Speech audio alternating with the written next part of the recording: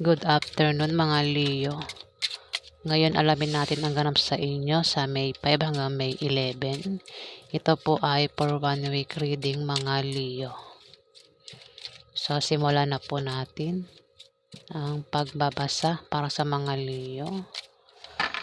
Ano ang ganap sa mga Leo sa May 5 hanggang May 11?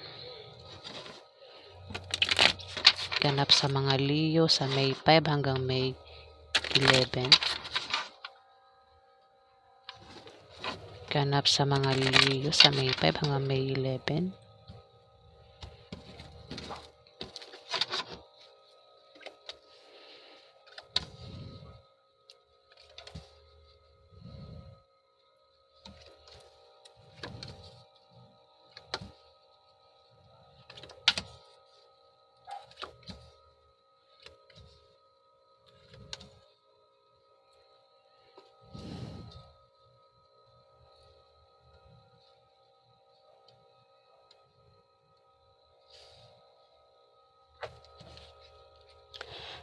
Leo, maring makatanggap ka ng pera na hindi mo inaasahan sa May 5 hanggang May 11. Sa loob ng May 5 hanggang May 11, Leo. Maaari din na ikaw ay yayaman. Ayan. Maring, ano bang dahilan na pwede ka yumaman, Leo? Ayan, sa May 5 hanggang May 11, Leo. Ayan, try mo tumaya sa loto, Leo. Malay mo manalo ka. Pero, hindi ko sinusure na ikaw ay mananalo, Leo. Try mo pa rin. Baka manalo ka. Kasi, Ace of Clubs, ikaw daw ay yayaman, Leo. Kung ikaw naman ay may negosyo, yung negosyo mo ay uunlad sa May 5 hanggang May 11, Leo. Dito, kung may asawa ka, Leo, magiging maganda ang pagkasama nyo ng asawa mo, Leo. At kung balak niya magpakasal, swerte ang May 5 hanggang May 11, Leo, para kayo ay magpakasal. Pwede rin naman ang meaning niyan ay favorable long-term preposition or second chance, particularly in economical sense, Leo. Ayan. English. So, kayo na umintindi. Dito, maaaring isa kang Leong kabataan, isa kang babae o lalaking Leo na kabataan. Ayan. O kung hindi ka ay Leo, maaaring isa kang Aries o Sagittarius na kabataan ang tinutukoy. Pero dahil sa reading yan, ikaw ang tinutukoy at isa kang kabataan na Leo. Dito, Leo, kung may magpapayo sa iyo, huwag mo na lang gawin at tanggapin dahil hindi magbubunga ng maganda. Dahil yan sa may attitude ka na may attitude ka sa trabaho mo. O maaaring ikaw ay may maling paniniwala na salungat sa direksyon ng tagumpay, Leo. At dahil sa style ng pamumuhay mo, Leo, meron kang maling paniniwala na para sa iyo ay tama, Leo. Ayan. Leo, maring ang magpayo sa iyo ay isang babaeng Aries, Leo o Sagittarius. May edad ito sa iyo, Leo. At meron ditong lalaking Capricorn, Virgo, Taurus. Hindi ko alam kung magkano-ano ito, no? Dalawa ito.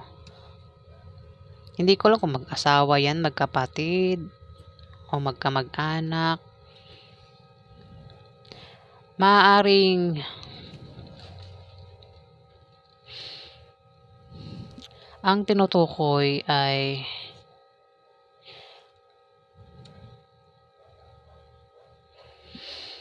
kasi may magpapayo dito eh. Maring ang payuhan ay isang Capricorn, Virgo o Taurus na lalaki at ikaw ang magpapayo, Leo, no? Kasi ang mga Leo po, mga fire sign, Aries, Leo, Sagittarius, ay hindi, mas karamihan talaga Aries tsaka Leo. Madalas yan sila magbigay ng payo. Ayan, tsaka yung mga water sign. Yan, mahilig sila magbigay ng payo. Ayan. Maring payuhan mo ay isang Capricorn, Virgo o Taurus, Leo, no? Dito, Nine of Clubs, Leo.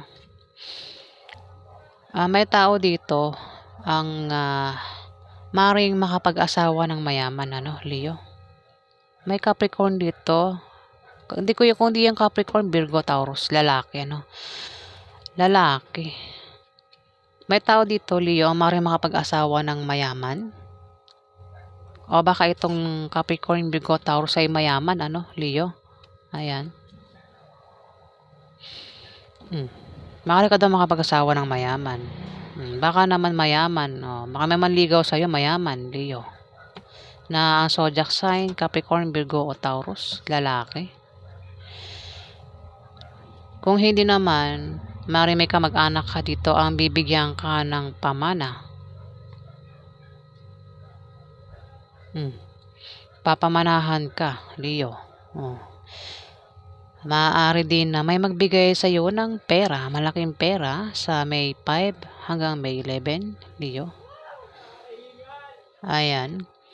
O kung tataya ka sa loto, ano pang games, maaari kang manalo. Kung may negosyo ka nga, ayan, may paglago sa negosyo mo, Leo. Meron ka bang kapartner sa negosyo? Wala pa naman ako nababasang kapartner dito eh. Pero dalawa to, nakikita ko. Ayan. Kung meron kang negosyo, Leo, may paglago sa negosyo mo. Hindi ko alam kung kaano-ano mo ito. Wala pa akong nababasang kapartner sa negosyo dito. Ayan, Leo. Dito, maaaring ikaw ay makatanggap ng regalo sa May 5 hanggang May 11, Leo. Sa loob ng May 5 hanggang May 11. Kung hindi naman ikaw ay magregalo, ikaw yung magregalo, meron kang regaluhan. Maaari din naman na ikaw ay bibisitahin ng kamag-anak mo, ng kaibigan mo o ng kasama mo sa trabaho mo. Pero maaari din naman na ikaw ang gumawa niyan sa kanila, Leo. O ikaw ay maimbitahan sa party o birthday party, kung ano man yung party na yan, huwag lang third party. Ayan. Ikaw ay maimbitahan sa kasiyahan, inuman party. At yan ay ikasasaya mo, Leo, sa May 5 hanggang May 11. Kung sa inyo yan maganap, Leo, ayan, maaaring ikaw ang mag-imbita sa kanila, Leo. Dito, maaaring isa kang Leo na may trabaho at maaaring nagbabala kang mag-resign at dahil mag-apply ka sa ibang kumpanya, Leo. Ayan. At huwag kang mag-resign basta-basta, pero mag-apply ka. Sure mo muna na ikaw ay matatanggap sa applyan mo bago ka mag-resign, Leo, para hindi ka magsisi. Maaari din naman na baka wala kang trabaho at ikaw ay mag-a-apply sa May 5 hanggang May 11, Leo. Ayan, ang babala kang mag-apply at sa iyong pagbabiyahe ay may sisibol na bagong pag-ibig na maaaring makilala mo, Leo. Dito,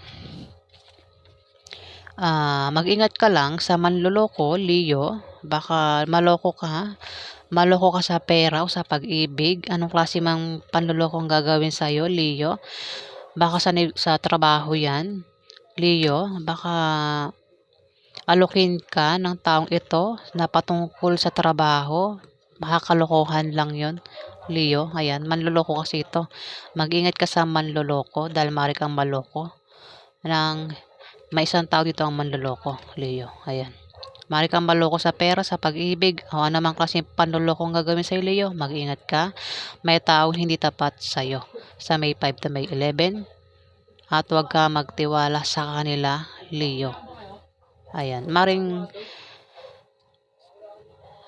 sa sa trabaho, o maring ikaw, baka sa pag-apply mo ng trabaho, Leo, makilala mo ang taong yan o mismong yung mag-aalok sa'yo ng trabaho ang manloloko sa'yo, Leo, sa May 5 to May 11.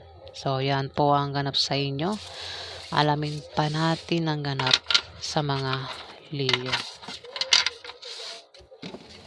Ano pa ang ganap sa mga Leo sa May 5 hanggang May 11? Ano pa ang ganap sa mga sa May 5 hanggang May 11?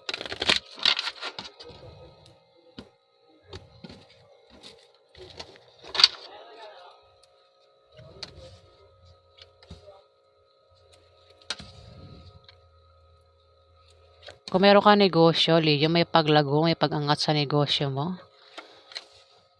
Kung meron kang trabaho, ayan, maaaring gumanda ang posisyon mo sa trabaho. Maaari din naman na may buntis sa pamilya nyo, Leo. Maaaring baka ikaw ay buntis na o mabuntis sa May 5 to May 11. O ikaw ay makabuntis kung lalaki kang Leo. Kung hindi ka buntis, maaaring may buntis sa pamilya nyo, Leo.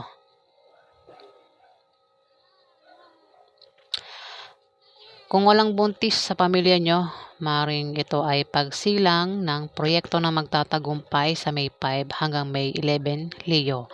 Kung nagbabala ka magtayo ng negosyo, ikaw ay magtatagumpay, Leo.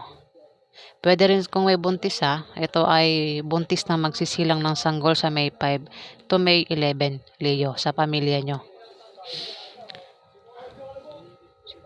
At kung ikaw mga ilangan ka ng pera, kung nagbabala ka magtayo ng negosyo, pero wala kang pera, Leo, ayan, may magbibigay sa'yo. O may magpapautang sa'yo na galing sa kaibigan mo o galing sa mag-anak mo, Leo.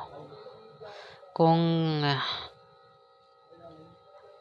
ayan, pwede rin makabayad ka na ng mga utang mo, Leo, sa May 5 to May 11, Leo. O kung may umutang sa'yo, maaaring mabayaran ka na, Leo.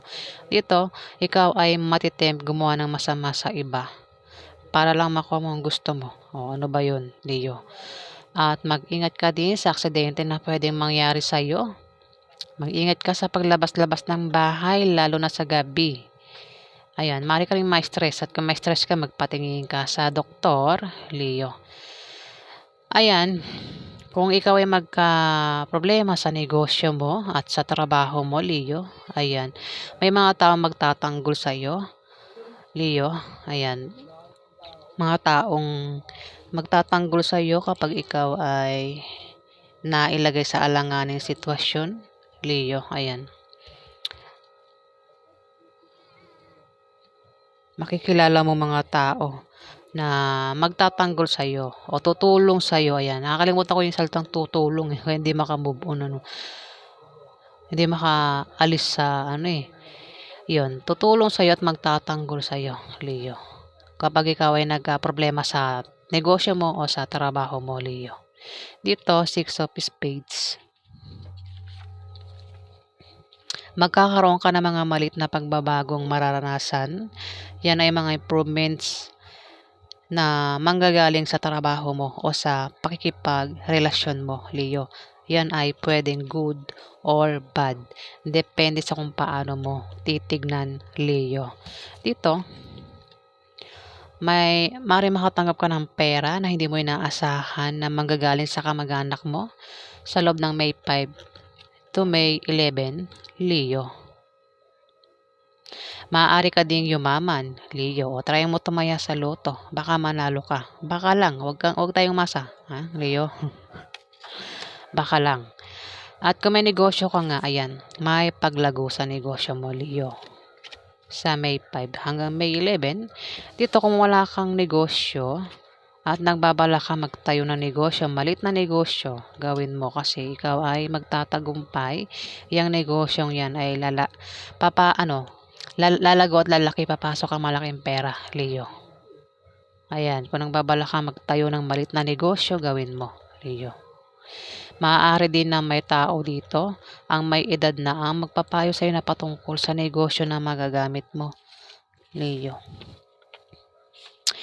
Mag-ingat ka lang kasi may tao dito ang maninibugho o taong magseselos, Leo. May taong maninibugho o magseselos. Maaaring pagselosan ka, Leo, Ayan. At maaaring magkaroon ng away, Leo. At kung mapaaway ka, mag-ingat ka sa iyong pagsasalita para makaiwas ka sa malalang argumento, Leo. Ayan. Dahil maaaring pag lumaki yan, baka mauwi yan sa demandahan, Leo. Ayan, kung sino yung tama, siya yung magdedemanda, no, Leo. So, ayan po ang ganap sa inyo. Alamin pa natin. Ano ang outcome?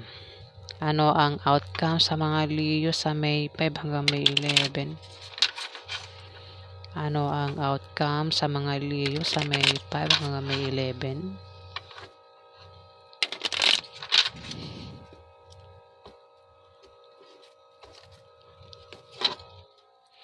Ano ang outcome sa mga Leo sa May 5 hanggang May 11? Ano ang outcome sa mga Leo?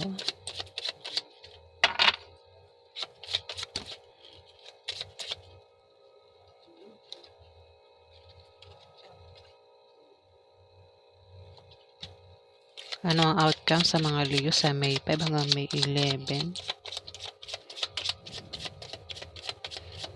Ano ang outcome? Ano ang outcome sa mga Leo sa May... Oops! Apat na card.